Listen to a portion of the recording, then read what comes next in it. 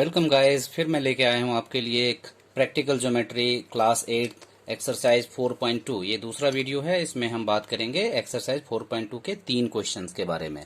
इसमें आपके पास 3 साइड हैं और 2 डायगोनल हैं, तो आप कैसे बनाएंगे। उस क्वेश्चन में 4.1 में आपके पास 4 साइड होते थे और 1 डायगोनल होता था। इसमें 3 साइड है और 2 डायगोनल है। तो पहला क्वेश्चन आप देख लीजिए। क्वाड्रिलेटरल लिफ्ट आपको बनाना है, यानी कि LIFT। एक मैंने यहाँ पे रफ स्केच पहले से बना रखा है। LIFT लिफ्ट, क्वाड्रिलेटरल लिफ्ट बनाना है, जिसमें लिफ्ट में LI दे रखा है आपको, IF दे रखा है, TL दे रखा, और ये दोनों डायगोनल है। डायगोनल कैसे पहचानेंगे, मैं बार बार आपको कहता हूँ। यह है LF, तो LI छोड़ के F, एक वर्टेक्स छोड़ के अगर दिया हो तो उसको हम डायगोनल कहते हैं। तो ये LF दे रखा है आपको कितना, 4.5 सेंटीमीटर। और ये देखिए I F छोड़ के T, तो ये भी एक डायगोनल ही दे रखा है आपको। ये कितना है, ये है 4 सेंटीमीटर। तो चलिए बनाना शुरू करते हैं लिफ्ट को। सबसे पहले हम क्या करेंगे, हमने रफ स्केच के हिसाब से LI सबसे पहले खींचना है 4 सेंटीमीटर। तो यहाँ पे आप 4 सेंटीमीटर खींच लो। अगर मैं 5 से लेता हूँ तो ये 9 तक जाएगा।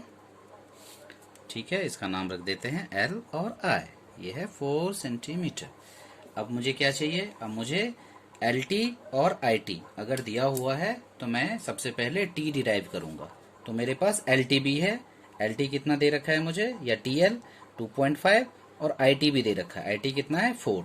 तो दोनों दे रखा है, तो इसलिए मैं इन दोनों को डिराइव कर लूंगा। कितना है, 2.5 मेजर कर लेते हैं।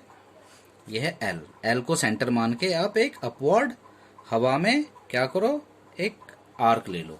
ओके, उसके बाद I से कितना, तो 4 सेंटीमीटर IT। दोनों में देखो T कॉमन है, इसलिए मैं T को सबसे पहले डिराइव करूंगा, प्राप्त करूंगा। I से भी मैंने मारा T, तो ये कॉमन आ गया आपके पास T आ गया। आपको शेप अब दिखने लग गया होगा, आप इसको ज्वाइन कर लो। देखो ज्वाइन करके ये कैसा दिखता है, ये कुछ ऐसा दिखेगा। उसके बाद आपको क्या करना है, F लाना है। F के लिए क्या क्या चाहिए, आपको LF चाहिए, आपको IF चाहिए, या आपको TF चाहिए। दिया क्या है आपके पास, IF दे रखा है और LF दे रखा है, तो आप दोनों ही ले लो। L से ले लो 4.5, L से ले लिया मैंने 4.5, ये रहा अपना 4.5। और फिर मैंने IF कितना है, 3 सेंटीमीटर। तो 3 सेंटीमीटर मेजर कर लिया मैंने, और मैंने यहाँ I को सेंटर मान के 3 सेंटीमीटर का आर्क मार लिया। तो ये मुझे मिल गया गाइस F। और इन सबको हम ज्वाइन कर देते हैं। लीजिए, आपका लिफ्ट तैयार हो गया, LIFT। ये दोनों डायगोनल्स हैं आपके पास, ये आपका लिफ्ट तैयार है। ये 3 सेंटीमीटर, ठीक है, ये 2.5 सेंटीमीटर। इसके स्टेप्स जो हैं वो आप लिख लेना। इसके स्टेप्स मैंने आपको समझा रखा है पहले ही, या आप उसे देख सकते हैं। यहाँ पे मैंने आपके लिए स्टेप्स लिख रखा है,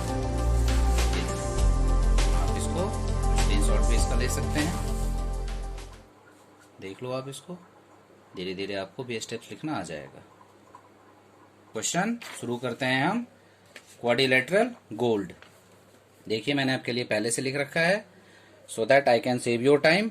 क्वाड्रिलेटरल गोल्ड, गोल्ड में क्या दे रखा है आपको, वही 3 साइड दे रखी हैं आपको। OL, ठीक है, GL साइड नहीं है, ये डायगोनल है, ये पहले से आपको पता होना चाहिए। फिर GD क्या है, साइड है। उसके बाद LD, L और D ये भी साइड है, और OD है 10, OD 10 है, तो ये भी एक डायगोनल है। इसको भी डायगोनल लिख लो। डायगोनल को हम विकर्ण भी कहते हैं हिंदी में, ठीक है। तो ये 2 डायगोनल है, 3 साइड है, सेम ऐसे ही बनेगा आपका। कैसे बनाओगे आप, चलिए बनाना शुरू करते हैं क्वाड्रिलेटरल गोल्ड। सबसे पहले रफ स्केच के हिसाब से OL ले लेते हैं हम। OL कितना है, 7.5। 7.5 को कहीं से भी आप ले लो, 2 से लेते हैं तो ये 9.5 तक आना चाहिए। इसका नाम रख दो आप O, इसका नाम रख दो आप L, ठीक है। मैंने टाइम बचाने के लिए पहले से ही कुछ लाइंस खींच रखी हैं, ताकि मुझे स्केल पे इसको मेजर नहीं करना पड़े कंपास से। तो अब सबसे पहले आप देखो कि आपको G मिलेगा आपको या D मिलेगा। तो जी के लिए दो कॉमन पॉइंट होने चाहिए कि जो नहीं दिया हुआ है आपको, लेकिन डी के लिए कॉमन पॉइंट है, आपके पास ओडी भी है और आपके पास एलडी या डीएल भी है। तो सबसे पहले हम डी को डिराइव करेंगे। कैसे करेंगे? तो सबसे पहले ओडी डायगोनल दे रखा है आपको 10 सेंटीमीटर, और वो देखो यहाँ पे मैंने पहले से ही लाइन खींच रखी है, इसको मैं इससे मेजर कर लेता हूँ। ये 10 सेंटीमीटर हुआ। स्केल पे थोड़ा टाइम लगता है मेजर करने में। ये देखो, ये मैंने 10 सेंटीमीटर यहाँ पे ले लिया। ओके, अब मुझे एल डी लेना चाहिए। एल डी तभी इसको काटेगा वो, तो वो 5 सेंटीमीटर होगा। ये देखो 5 सेंटीमीटर मैंने मेजर कर रखा है, पहले से लिख रखा है। यहाँ देखिए, ये है यहाँ पे 5 सेंटीमीटर मैंने काट दिया।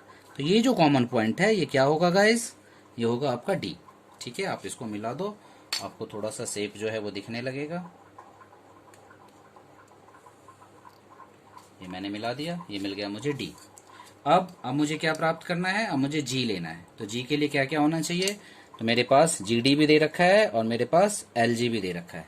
तो जी डी कितना है गाइस? 6 सेंटीमीटर। तो 6 सेंटीमीटर ले लो आप। देखो यहां से दे रखा है आपको जी डी, तो डी जी या जी डी एक ही बात है, तो वो 6 सेंटीमीटर यहां ले लिया मैंने। और फिर एल जी, ये एल और जी ये डायगोनल दे रखा है आपको कितना? यहाँ देखो जी एल या एल जी एक ही बात है, 6 सेंटीमीटर। तो ये भी सेम ही है, तो मेजर करने की भी जरूरत नहीं है, आर्क पहले से ले रखा है 6 सेंटीमीटर आपने। ये मिल गया आपको जी। अब इन सबको ज्वाइन कर दो।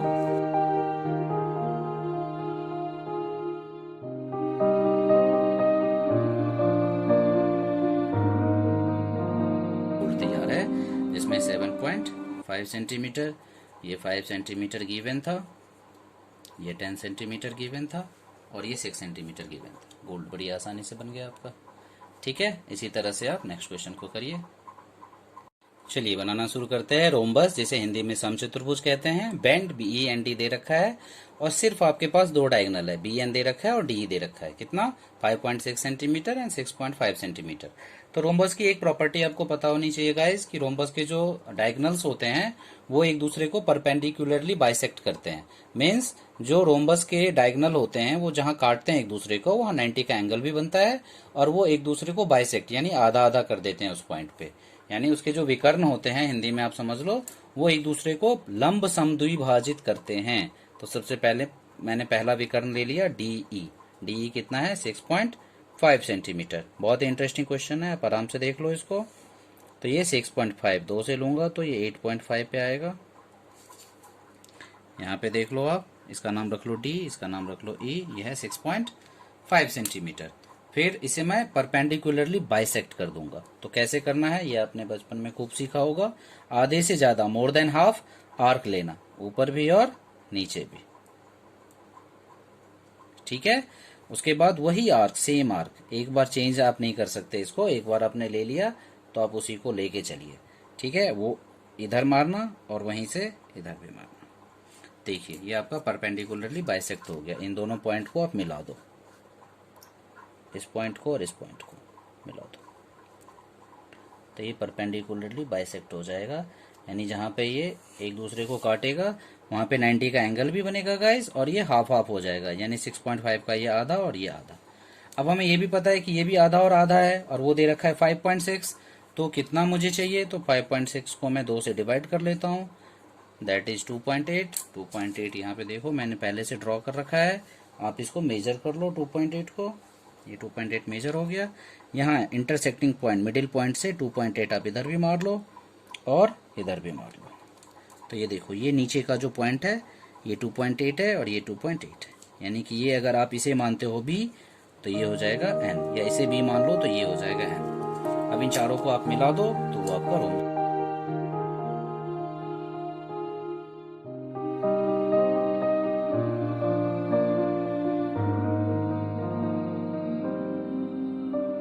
ओके, तो ये बी ई एन डी है। अब इसकी जो ये चारों साइड होंगी ना गाइज, ये इक्वल होंगी। ओके, क्योंकि समचतुर्भुज है, ये रोम्बस है, इनकी चारों साइड इक्वल होती है, और दोनों डायगोनल्स एक दूसरे को जहां काट रहे हैं वहां पे ये 90 का एंगल बनाते हैं। तो इस तरह से आपको ये रोम्बस में मिल गया, बी ई एन डी। अगर आपको हमारा काम पसंद आया हो तो हमारी वीडियो को लाइक करें, शेयर करें और सब्सक्राइब तो जरूर करें। Thank you.